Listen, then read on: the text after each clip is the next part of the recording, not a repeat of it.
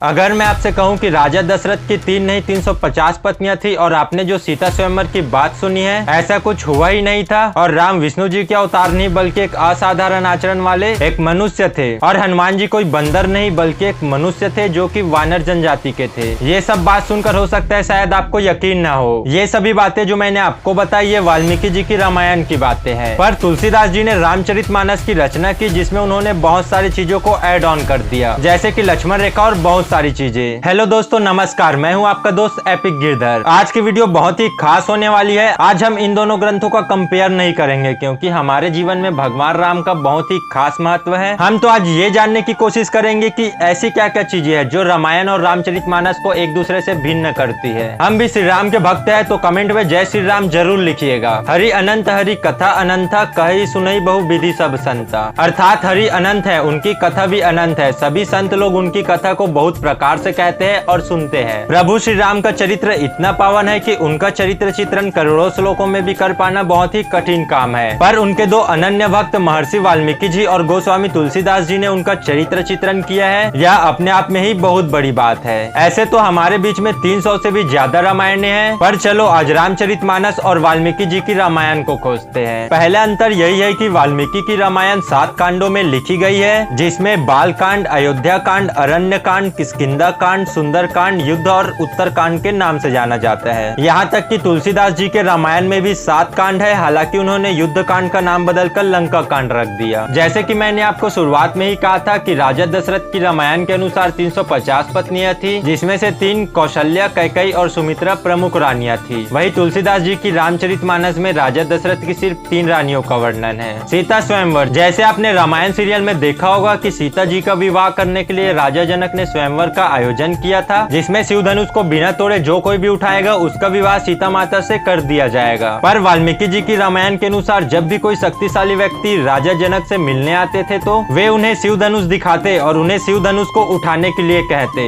एक बार जब ऋषि विश्वामित्र राम और लक्ष्मण जी के साथ जनक के पास गए, तब जनक ने राम जी को धनुष दिखाया, भगवान राम ने धनुष उठाया और उनका सीता माता से विवाह हुआ। महर्षि वाल्मीकि ने श्री राम के जीवन को अपनी आंखों से देखा और उसे रामायण में पिरोया। उनकी कथा का आधार खुद राम का जीवन ही था, जबकि तुलसीदास जी ने रामायण सहित बाकी सभी रामायण को आधार बनाकर रामचरितमानस लिखा और समय की मांग के हिसाब से उन्होंने ये लक्ष्मण रेखा खींचा। राम के चरित्र का अंतर। वाल्मीकि कृत रामायण में राम को एक साधारण लेकिन उत्तम पुरुष के रूप में दर्शाया गया है, लेकिन रामचरितमानस में रामायण में उपस्थित सभी पात्रों और घटनाओं को बहुत ही ज्यादा इम्पोर्टेंस दिया गया है। रामायण में राम को मर्यादा पुरुषोत्तम, वही तुलसीदास जी की रामायण में राम को विष्णु जी के अवतार और एक महानायक के रूप में दिखाया गया है। तुलसीदास जी के रामचरितमानस में कुछ चीजें अलग से ऐड ऑन हुई, जैसे अंगद के पैर नहीं हिलना, हनुमान जी का सीना चीरकर राम सीता का चित्र दिखाना, अहिरावण का प्रसंग, ये सभी चीजें आपको तुलसीदास जी की रामचरितमानस में ही मिलेगी। आपने सुना होगा कि रावण का वध उसके नाभि में रखे अमृत पर बाण लगने से होता है, पर रामायण में रावण वध कथा कुछ ऐसी है। इंद्र के द्वारा श्री राम जी को पता चलता है कि रावण का वध कैसे करना है, जबकि रामचरितमानस में विभीषण जी राम को बताते हैं कि रावण का वध कैसे करना है। कहा जाए तो वाल्मीकि रामायण और तुलसीदास जी की रामचरितमानस एक दूसरे के पूरक है। कुछ कथाएं प्रासंगिक भी है, जैसे कि रामायण या फिर रामचरितमानस में कहीं पर भी हनुमान जी को रुद्रावतार नहीं कहा गया है। आपने राम सेतु निर्माण के समय गिलहरी की कहानी जरूर सुनी होगी और सबरी के मीठे बेर के बारे में भी सुना होगा। हालांकि रामायण और रामचरितमानस में इन दोनों प्रसंगों का वर्णन कहीं पर भी नहीं है, पर ये हमारे जीवन को प्रेरणा प्रदान करती है। जैसे कि हमने आपसे पहले ही कहा था, हरि अनंत है और उनकी कथा भी अनंत है। हमें तो प्रभु श्री राम के जीवन को अपने जीवन में उतारना चाहिए और एक अच्छे समाज का निर्माण करना चाहिए।